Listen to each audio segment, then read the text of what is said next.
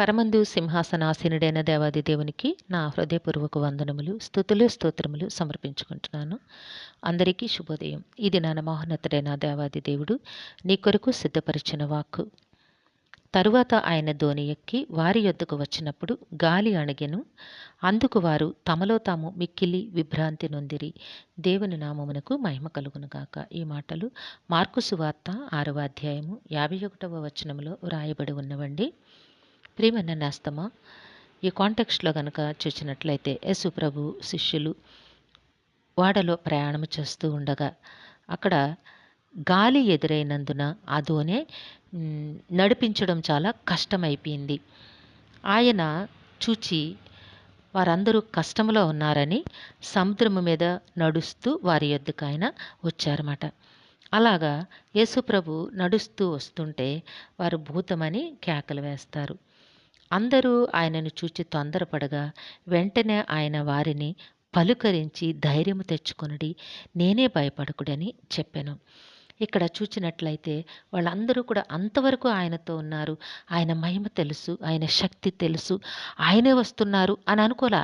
ఎప్పుడు కూడా మనిషి చెడు జరుగుతుందేమో అని భయపడతాడు తప్ప మంచిని వాంఛించడు.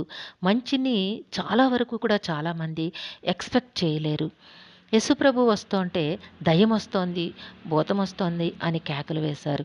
యేసుప్రభు వారు భయపడుతున్నారన్న సంగతిని గ్రహించి వారిని పలుకరించి ఏం చెప్పారంటే, ధైర్యం తెచ్చుకోండి, నేనే వస్తున్నాను, భయపడకుడని చెప్పి ఆయన దోణి ఎక్కి వారి యొద్దకి వచ్చారట. ఆయన ఆ దోణిలో ఎక్కిన వెంటనే గాలి అణగెను. అందరూ కూడా చాలా మిక్కిలి ఆశ్చర్యపోయారట. ప్రియమైన నేస్తమా, నీ జీవితంలో కూడా నువ్వు ఏమీ చెడు జరగబోతుందో అన్న సంగతిని విడిచిపెట్టు. ఏ కీడు రాబోతుందో అన్న భయమును విడిచిపెట్టు. దేవుడు నా జీవితంలో మంచి కార్యములు చేయబోతూ ఉన్నారు. అనుభవించావు నిజమే, చాలా భయంకరమైన ప్రమాదాలే ఎదుర్కొన్నావు. పరిస్థితులన్నీ కూడా చాలా గడ్డు పరిస్థితులే అనుభవించావు, కష్ట పరిస్థితులే అనుభవించావు. అయినప్పటికీ ఇంకా ఇంకా అట్టి భయంకరమైన పరిస్థితే రాబోతోందేమో అని ఎదురు చూడడం దేనికి? దేవుడు నా జీవితంలో సంతోషకరమైన కార్యములను చేయబోతూ ఉన్నారని ఆశతో ఎదురుచూడు. దేవుడే వస్తుంటే, యేసుప్రభువే దగ్గరికి వస్తుంటే వీరు భూతమేమో అని భయపడుతూ ఉన్నారు. సో అట్లా కాకుండా నీ జీవితంలో నీవు దేవుడు రేపటి దినమున నా బ్రతుకులో ఉన్నతమైన, ఆశీర్వాదకరమైన, సంతోషమయమైన కార్యములను చేయబోతూ ఉన్నారని ఆశతో ఎదురుచూడు. అట్లా చూడగలిగినట్లయితే దేవుడు తప్పకుండా నీ జీవితంలో సంతోషమయమైన ఆ సంఘటనలే నీకు ఎదురుపడినట్లుగా దేవుడు ఆశీర్వదిస్తారు. గనుక నేస్తమా, అప్పుడు యేసు ప్రభు కష్టములో ఉన్న వారి దగ్గరికి వెంటనే ఆ దోణిలోనికి వచ్చినప్పుడు గాలి నిమ్మళమైంది. సో నీవు కూడా నీ జీవితంలో యేసు ప్రభు నీ జీవితంలోకి రాబోతూ ఉన్నారు. ఆయన నా బ్రతుకులో ఇట్టి కార్యములను చేయబోతూ ఉన్నారు. దేవుడు నా జీవితంలో సంతోషమయమైన సంగతులను అనుగ్రహించబోతూ ఉన్నారని ఆశతో ఎదురుచూడు నేస్తమా. ఆయన గనక నీ జీవిత దోణిలోనికి వచ్చినట్లయితే నీ పరిస్థితులన్నీ మారిపోతాయి.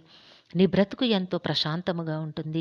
నీవు నెమ్మది గలవానివై జీవిస్తావు. గనుక దేవుడు నీ బ్రతుకులో కూడా ఇట్టి ఉన్నతమైన కార్యములను చేయబోతూ ఉన్నారు. గనక ఆశతో దేవుని సన్నిధిలో ప్రార్థన చేసి దేవుడు నీ కొరకు సిద్ధపరిచిన ఆశీర్వాదమును నీవు తప్పక పొందుకుందువుగాక.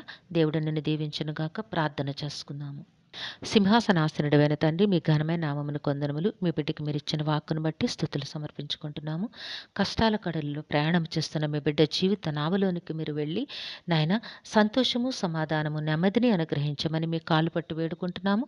కుటుంబంలో తండ్రి నాయన మేలులు కలుగ చేయమని ప్రాధేయపడుచున్నాము తండ్రి. ఈ దినము పుట్టినరోజు, వివాహ దినోత్సవంలో జరుపుకొంచిన బిడ్డలందరికీ మీ ఆశీస్సులు, దీర్ఘాయుష్ను అనుగ్రహించి మీ కృపలో నాయన జీవింపచేయండి. మా ప్రియులందరి కుటుంబాల్లో కూడా మీ శాంతి, సమాధానము, నెమ్మదిని అనుగ్రహించండి నాయన. అందరికీ కావాల్సిన ఆయురారోగ్యము, సంపూర్ణమైన రక్షణ, దీర్ఘాయుష్షు, నెమ్మదిని ప్రసాదించి మీ కృపలో జీవింపచేయమని సమస్తమును మీ దివ్యహస్తములకు అప్పగించుకుంటూ ఈ ప్రార్థన మా రక్షకుడును మీ ప్రియ కుమారుడైన యేసుక్రీస్తు వారి అతి శ్రేష్టమైన నామమున అడిగి వేడుకొనుచున్నాము తండ్రి. ఆమెన్.